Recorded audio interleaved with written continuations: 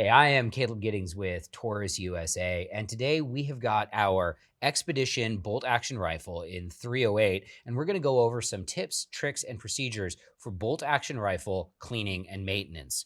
We're going to get a little help from this with our Real Avid gun vise, which will hold this thing at a nice, easy, workable height for me. Now, the first thing that we want to talk about when we're talking about cleaning a bolt gun is when to clean it. And if you go online and Google when to clean your bolt action rifle, you will find pages and pages and pages and pages of results that are basically people arguing about when you should clean your rifle.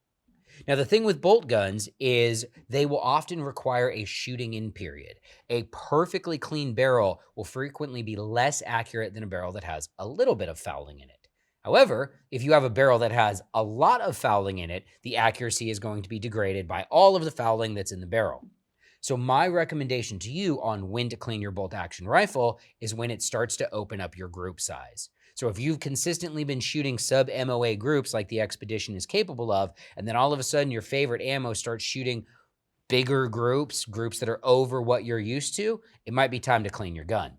So if we've established that it's time to clean our gun, let's take a look at the tools that we're going to need to do that. When you start cleaning your rifle, you're going to need cleaning supplies. That may seem obvious, but sometimes people try to do crazy stuff and clean these guns with water and a rag, and that's not going to work. You do need to get some basic cleaning supplies. You don't need to break the bank because you only need a few simple items. You're going to need a bore cleaner. You're going to need some sort of lubricant, protectant oil. You're going to need a cleaning rod, and then you're going to need a couple of what are called jags to hold your little cloth patches. You'll need a brush that's capable of taking carbon and lead fouling out of the barrel. And then lastly, you'll need some cloth patches and you'll need a rag. And for your rag, lots of different things can do. It doesn't have to be a nice microfiber cloth like this. I use old t-shirts for most of my rags. Your cleaning patches should actually be designed as cleaning patches. The reason why we want to use these is they won't leave residue in the barrel. They're not going to leave little strips of cloth in the barrel as we punch the cleaning patch all the way through the gun. Now, to get started with our cleaning procedures, obviously, first thing we want to do is we want to make sure that the gun is unloaded. So we're just going to operate the bolt, pull it back to the rear, and take a look down inside the chamber. Once that's done, the Taurus Expedition has a bolt release on the side of the action. So I can just press that bolt release, pull the bolt fully outside of the gun, and set that aside. We'll come back to the bolt later and talk about lubrication and cleaning procedures for that. Now, to get started with our basic cleaning, the first thing that we're going to do is we're going to take our cleaning rod and we're going to attach our brush to it. We're just going to screw that in right there on the tip. And then we're going to add a little bit of bore cleaner to that to make sure that we're taking out the carbon and any sort of other fouling that we have in the barrel. Just dipping your brush in the bore cleaner will be enough to get started. And we're going to want to run that all the way through the barrel from the back. Lots of people have lots of opinions about the direction that you should clean this rifle in. There will be people on the internet who, if they see you clean it from the muzzle to the breech, will be very upset because that's not the direction that the bullet travels out of the gun. I'm going to agree with those people, mostly because I don't want them in the comments of this video. So we're just going to push this through. Now, what to do with it when it gets through here? I don't want to drag it back through, so I'm actually going to unscrew it, set it aside, and then pull the entire rod assembly back out of the gun. I'm going to put it back on, and I'm going to run it through one more time before I switch up to my patches.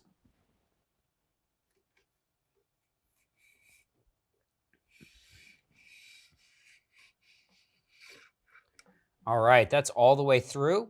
So I can take the brush off, and I can pull my rod out of the action, and then I can go ahead and attach my jag for my patch.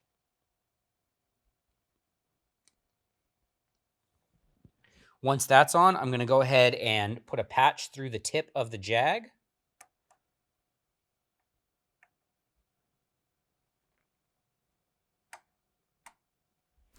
And we're going to go ahead and punch that dry down the barrel. I want to remove any loose carbon or debris that I might have freed up by running that brush down there with this patch.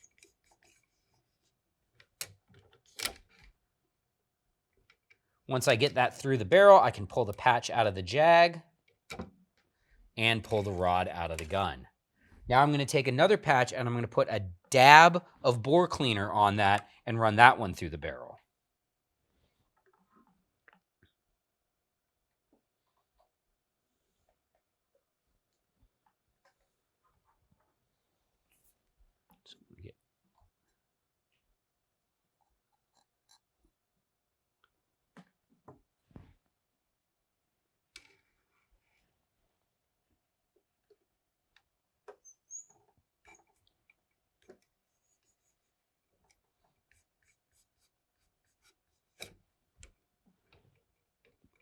Once that patch is through, I'm just going to repeat this process until the patches come out at an acceptable level of cleanliness. And this is where people's opinions will once again come into play. What is an acceptable level of cleanliness? Well, that depends on you.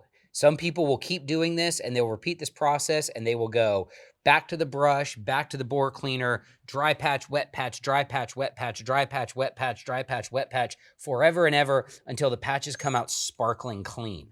I don't think that's necessary, and I don't actually want to do that with this gun because, again, this gun shoots better when it's got a little bit of fouling in the barrel. And the reason for that is when this gun comes from the factory, that barrel is going to have little teeny tiny imperfections in it. Every rifle barrel does, and that initial bit of fouling after the first, say, 20 to 30, maybe even 50 rounds smooths out those imperfections and makes the rifling more consistent and more even. So I don't want to remove the good fouling from my gun, but I do want to remove the bad fouling. And I think this last patch will do that for me. Let's run this one through and see what happens.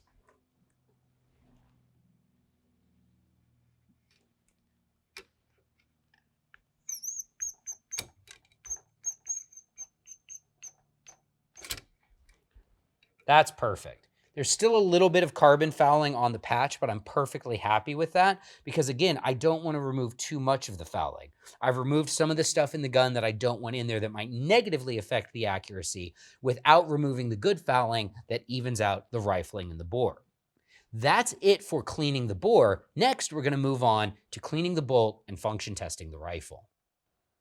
The next thing I'm going to check after checking the bolt face is making sure that the extractor has spring tension.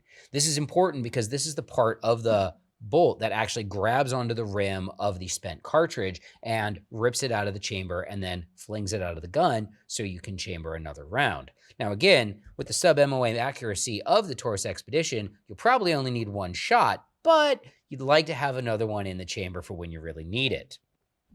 Looking at the bolt on my gun, everything appears to be good. The bolt face is relatively clean. The extractor claw has plenty of spring tension. So all I'm going to do now before I put this back in the gun is I'm going to apply a couple of little dabs of grease to it.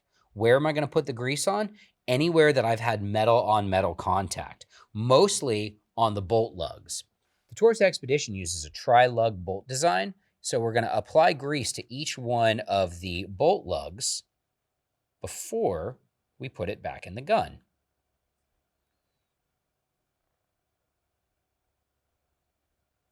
Once each of the lugs has a little bit of dab of grease on it, I can go ahead and line it back up and insert it into the rifle.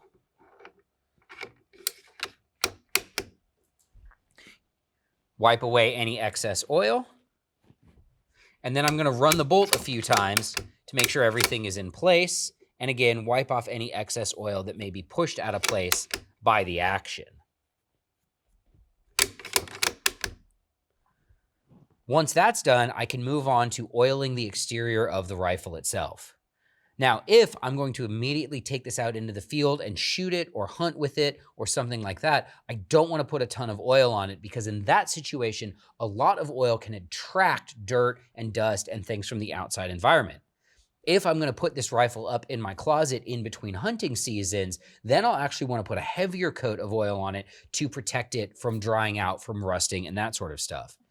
The Expedition has a DLC finish on the barrel, which is very resistant to wear and tear and corrosion, but we still want to take care of it. So to oil this for the field, I'm going to grab some of my gun oil, and I'm just going to put a dab of it on one of my leftover patches from when I was cleaning. This little dab of oil right here is more than sufficient to lubricate this gun to go zero it or to take it on a hunt.